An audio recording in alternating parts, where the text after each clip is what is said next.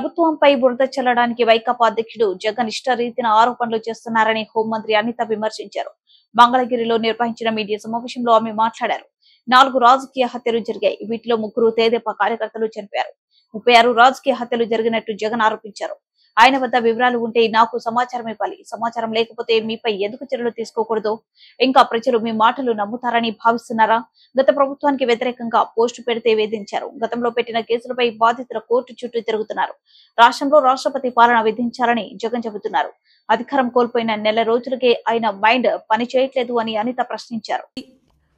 Create చేయడానికి, అదేవిధంగా ప్రజల్లో ఒక విషపు బీజాలు నాటడానికి ఇంతకుముందు సీఎంగా ఉండి 2019 నుంచి 24 వరకు సీఎంగా ఉండి ప్రజల చేత చేత్కరించబడి 11 సీట్లకే పరిమితమైన ఒక పులివెందుల ఎమ్మెల్యే జగన్మోహన్ రెడ్డి నిన్న మొన్న చూస్తూ ఉంటే ప్రభుత్వం మీద బురద చల్లడానికి, ప్రజల్లోని ఒక భయాన్ని క్రియేట్ చేయడానికి నంగనాచి కబుర్లు మాట్లాడడం చూస్తూ ఉంటే విడ్డూరం అనిపిస్తుంది.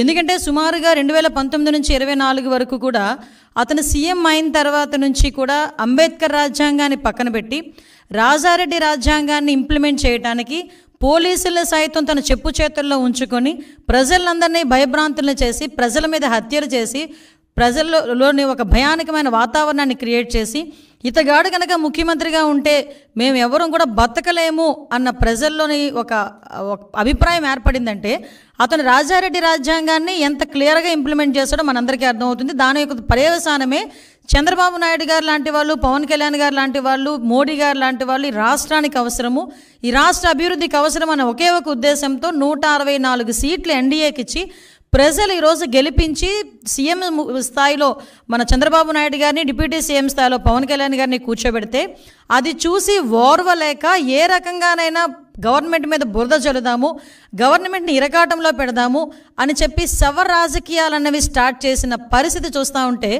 జగన్మోహన్ రెడ్డి, పులివెందుల ఎమ్మెల్యే జగన్మోహన్ రెడ్డి నీకు సిగ్గనిపించట్లేదేమో కానీ ప్రజలందరూ కూడా చూసి సిగ్గుపడుతున్నారు.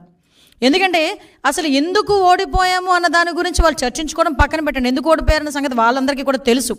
కానీ ఈరోజు ఎక్కడో ఒక మాచర్లలోని వర్గ విభేదాల వల్ల జరిగిన ఒక హత్యను తీసుకొచ్చి దాన్ని వేదికగా మార్చుకొని ఏదో రకంగా తిరిగి తీసుకొచ్చి నంగనాచి కబుర్లు మాట్లాడాలి, ప్రజల్లోని మళ్ళీ ఒక భయాన్ని క్రియేట్ చేయాలి అని చెప్పి బురద జల్లే కార్యక్రమానికి శ్రీకారం చుట్టడానికి అని చెప్పి ఒక డైవర్షన్ పాలిటిక్స్ చేయడానికి ఈరోజు మళ్ళా జగన్మోహన్ రెడ్డి ముందుకొచ్చి మొన్న ప్రెస్ మీట్లో మాట్లాడాడు.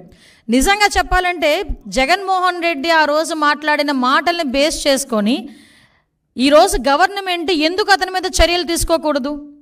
ఎందుకు నేను ఈ మాట మాట్లాడుతున్నానంటే ఆ రోజు జగన్మోహన్ రెడ్డి మాట్లాడుతూ